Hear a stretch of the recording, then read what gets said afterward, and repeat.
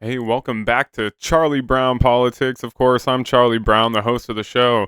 If you had not heard, Jill Stein just announced she is going to be running for president once again under the Green Party. So I have her announcement video. Let's just start watching it and react, shall we? People are tired of being thrown under the bus by wealthy elites and their bought politicians.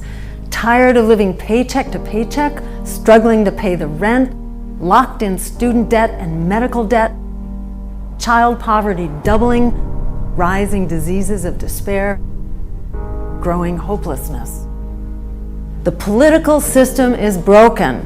The two Wall Street parties are bought and paid for. Over 60% of us now say the bipartisan establishments failed us, and we need a party that serves the people. I'm Jill Stein, and I'm running for president to offer that choice for the people outside of the failed two-party system.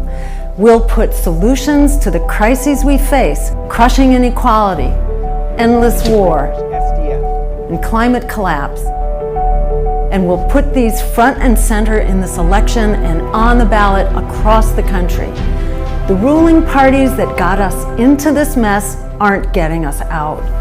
Both parties are squandering trillions on the endless war machine, fueling conflict around the world, while tens of millions here at home lack food, housing, healthcare. Democrats have betrayed their promises for working people, youth, and the climate again and again, while Republicans don't even make such promises in the first place. And both parties are a danger to our democracy, expanding censorship, criminalizing protest, throwing competitors off the ballot, suppressing debates, American people who've been systematically locked out of these debates, rigging their primaries. So forget the pundits and the attack dogs who tell you to ignore your misery and just keep voting for those who caused it in the first place. Change won't come from the ruling elites. It comes from we, the people. And when we stand together, we can create living wage jobs for all Americans. We can guarantee an economic bill of rights with the right to a job, to health care, to housing, to food, education, and more. We can abolish student debt, medical debt. We can create a Green New Deal with millions of jobs to fight climate collapse and protect Mother Earth. And we can ensure our constitutional rights and freedoms and justice for all. We can end the endless wars and rampant militarism and use diplomacy and international law instead to end violence, occupation, and apartheid. We do have the power, and we can use it in this election to start building an America and a world that works for all of us. Go to jillstein2024.com and join us. All right. So there you have it. There's her announcement video. Very well put together, brought out the emotions in me. And personally, I do really like Jill Stein as a person. I voted for her in 2016. But with that being said, I am still in the same boat that I am completely over electoral politics altogether. She talks about it's a broken two-party system. I would argue further than that. The whole system itself is completely broken. Um, and I just can't help but having this feeling that the only reason why our system allows third parties is for people like you and I to have this hope that we can actually change something, but in reality, there is no hope. That the entire system is completely rigged against us and always has been and always will be. So I'm still in the boat that we need a complete revolution throughout this country. And what that looks like, I don't necessarily know, but I feel like we definitely need a whole new political system, this electoral college, this hope of us trying to get a third party to get over 5%, and then all of our problems, can be incrementally solved because we got over the 5%, and then the system will just automatically allow us to take power. I don't believe that. Um, so like I said, I do like Dr. Jill Stein as a person. There are a lot of points that I agree with her upon. One point that I would dispute her on is the Green New Deal. Um, as as far as I'm concerned, the Green New Deal is co-opted and overtaken by the WEF and major elites, and they're going to use the fear that's generated from the destruction that's going on to the planet to grab more power from us, to grab more money from us, to take more rights away from us, this type of thing. So those are just a few things that I would go back and forth with Jill on. And so I pulled this up from Jill Stein's website herself. And so it's just going to be a few uh, points on her platform and what she's kind of promoting out there. So let's get into it. All right, a just economy.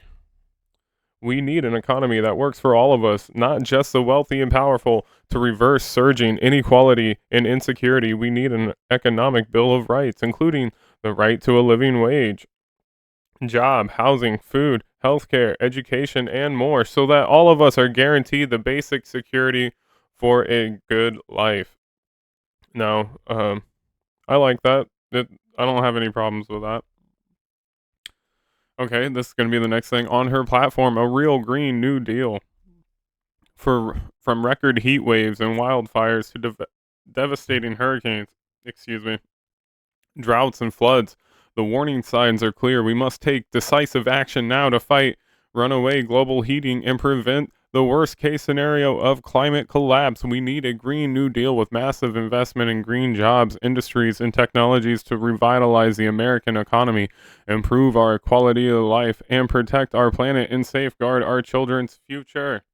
So yeah, like I said before, this would be probably one of the only points that I would have a little bit of pushback on it. And I'm not pushing back that humans aren't destroying this planet, completely polluting it, acidifying the oceans, polluting the air. I totally agree with all of that. My I guess my disagreement would be the fact that what heat changes can the Earth go through, um, and actually be on the brink of extinction. I've heard people say that there were times in the Earth's history that the Earth heated up globally, and it was a very fruitful and abundant time of life where more plants thrived and you had longer growing seasons because um, I don't want to get too much into it, but there's some pushback on, is carbon actually the reason that's heating up the planet, and how much can our planet take through temperature changes and what can it not? That's all I'm saying. And also the fact that the Green New Deal is pushing like green energy. Okay, just take this in mind real quick. These lithium ion batteries, these batteries that power these electric cars and all this electric stuff, takes precious metals that are very hard to rare, and are toxic when you mine them. So we have to ask the real cost on our planet for this green energy. Is it going to be worse to mine all these precious metals that are toxic when you mine them, and usually it's some poor African person with a baby on their back that has to mine them? So that's all I'm throwing out on that. But let's continue. I'm getting a little off track. This is going to be the next part on her platform: freedom, equality, and justice for all.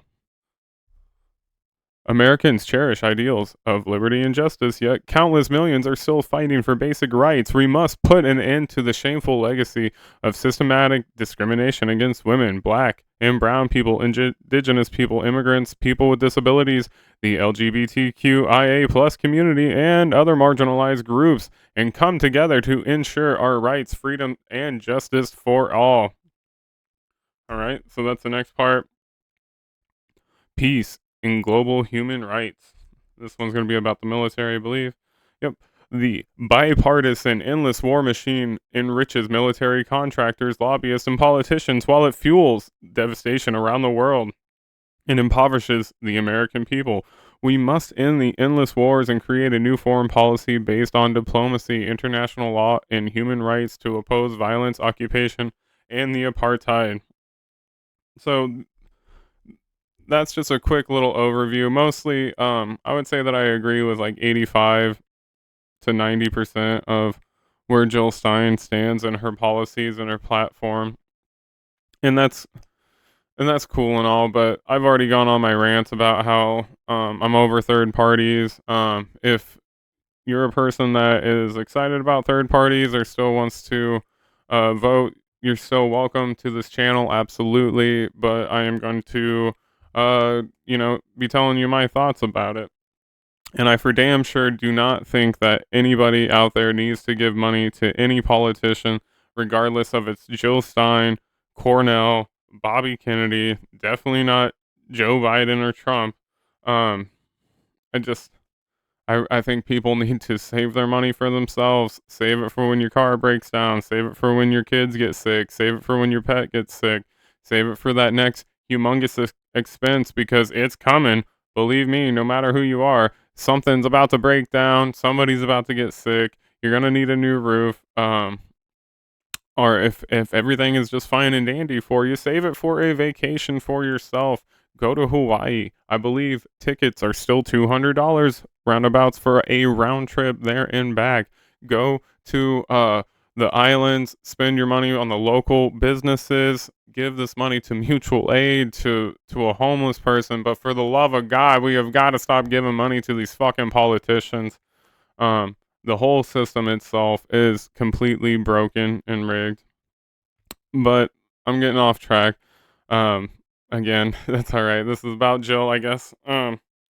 So yeah, I just wanted to throw out her announcement and give my 2 cents upon it. With that being said, let me know what you're thinking. Like, comment, share, and subscribe, and I will catch all of you on the next episode of Charlie Brown Politics. Later.